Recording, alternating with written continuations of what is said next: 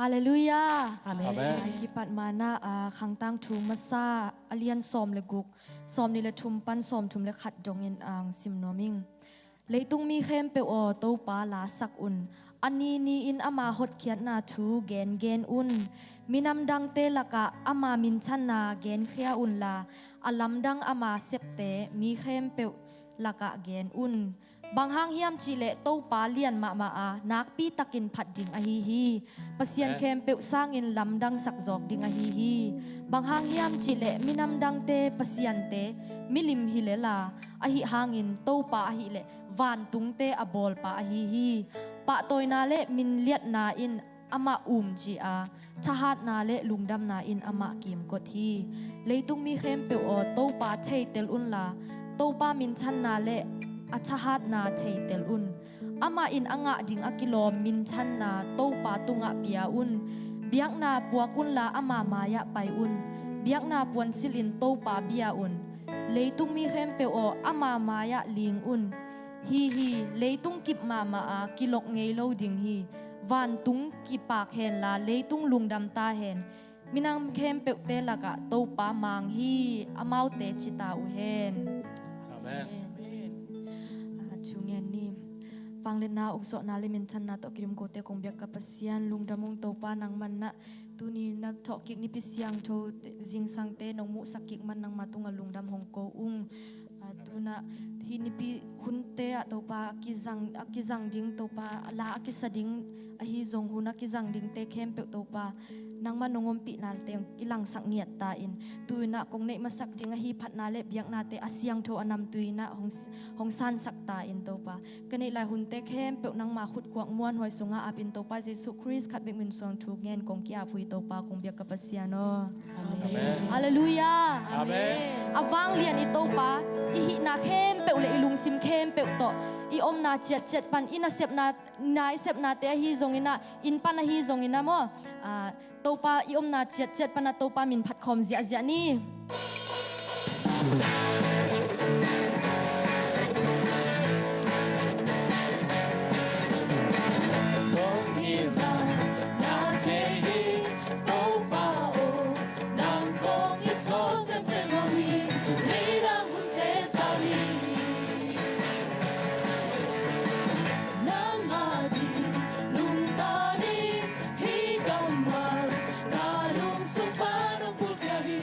Na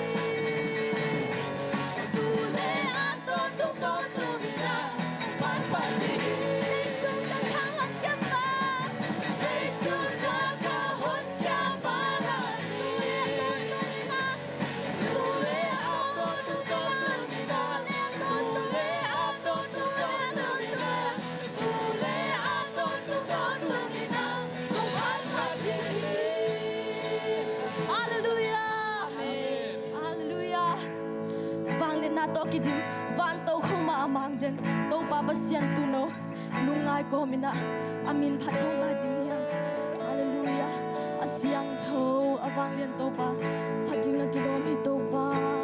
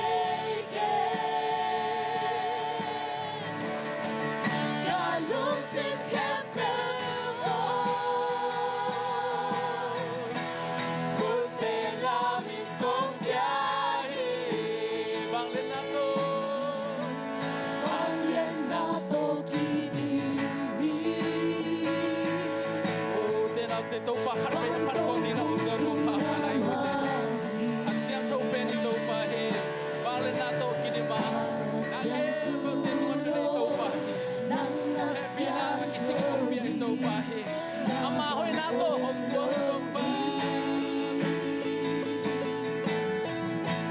khu ken pel te khu ti ni lấy ken pel ni mang ti ni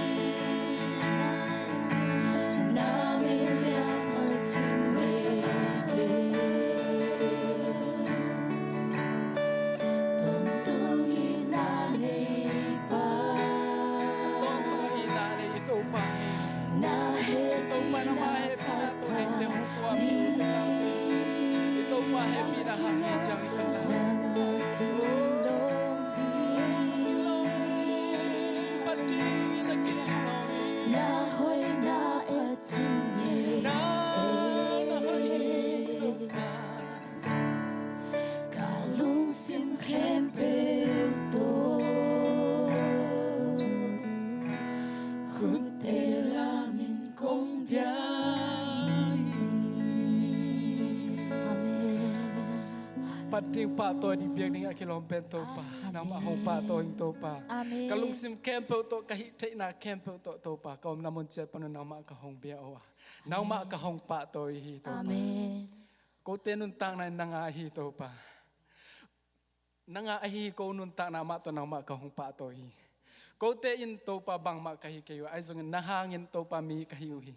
To pa nahangin to pa ko te miswakta kahiwa. Nahangin to pa mi man pate kahiwa. Nang mahangin mi gwal zote kahiwa. Nang mahangin to pa ton tunun tang na ngate kahiwa. Nang mahangin to pa si na helpan ton tunun tang na hong ton pi hong kal suan pi to pa na min siang to ka hong pa to hi. Na ken pe te pian na pa to pa nang ma ka hong biawi. Nang ma aton tungin to pa ka hong palai ding hi to pa. Nang man tuni ong pat na tate ken pe nun ta na lung sim ngai su na ken pe asiang to nam tin sa sak ta in. Jesu khazimin to tung ngen kong tia hui to pa pasian. Amen. Kul be sia sia to king ni.